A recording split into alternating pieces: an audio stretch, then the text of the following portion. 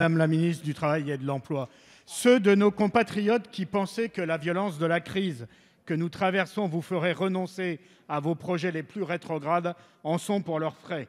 Avec obstination, contre l'avis unanime des syndicats, contre celui du Conseil d'État qui a retoqué votre premier décret au nom de l'égalité, contre le bon sens même et sans réelle étude d'impact, vous soumettez de force le pays à votre réforme de l'assurance chômage.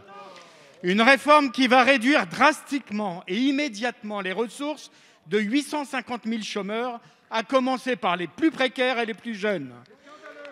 Toujours prisonniers de vos croyances, vous faites comme si le chômage était un choix, comme s'il suffisait de traverser la rue pour trouver un travail. Toujours prisonniers de votre philosophie politique, vous recherchez les économies sur le dos des plus fragiles, quand vous pourriez, comme nous vous l'avons proposé, comme le souhaite une majorité de Français, comme le suggèrent des personnalités comme Louis Gallois, faire porter l'effort sur les plus riches par un impôt de solidarité spécial Covid. Ne voyez-vous pas que si la France a pu compter sur ses services publics et son modèle social pour amortir la crise, il faut tout faire pour les préserver et pour les améliorer. L'ombre de la crise, qui a profondément creusé les inégalités, ne s'est pas éloignée. L'avenir reste une source d'incertitude et d'angoisse pour beaucoup. Nous comptons déjà des centaines de milliers de chômeurs de plus. Et vous le savez, ce mouvement s'amplifie. Ont-ils moins besoin d'attention, moins besoin de solidarité et de perspective? Tout indique au contraire qu'il n'y a pas pire période pour cette réforme et que votre projet est un contresens historique.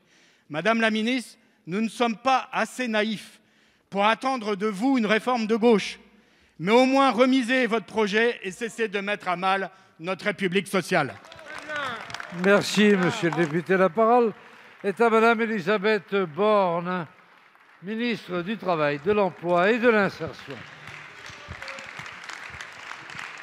Merci, monsieur le président, mesdames et messieurs les députés, monsieur le député Stéphane Peu. Disons-le clairement, hier, aujourd'hui ou demain, pour vous, ça n'est jamais le moment de réformer l'assurance chômage.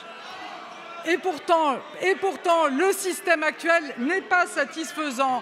Il a montré ses limites avec la Covid.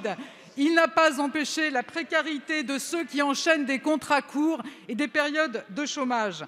Certains employeurs en abusent au détriment des salariés et aux frais des autres cotisants et du contribuable.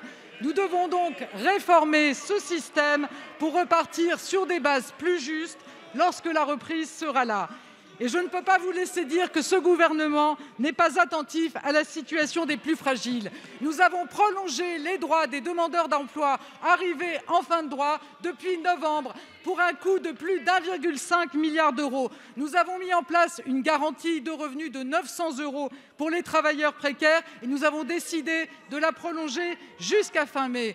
Plus de 640 000 demandeurs d'emploi bénéficient de ce dispositif d'urgence pour lequel nous mobilisons plus d'1,2 milliard d'euros. Nous allons travailler sur les causes de la précarité avec les partenaires sociaux et les branches professionnelles concernées. Une mission parlementaire dédiée va rendre ses travaux d'ici l'été et je salue votre collègue Jean-François Mbaye qui participe à ces travaux. Ma conviction est que le recours au contrat court n'est pas une fatalité si on sait s'attaquer concrètement aux causes de ce phénomène. Alors, monsieur le député, depuis plus d'1 an, le gouvernement mobilise des moyens inédits pour lutter contre le chômage et la précarité. Il n'a de leçons à recevoir de personne sur la protection des plus fragiles.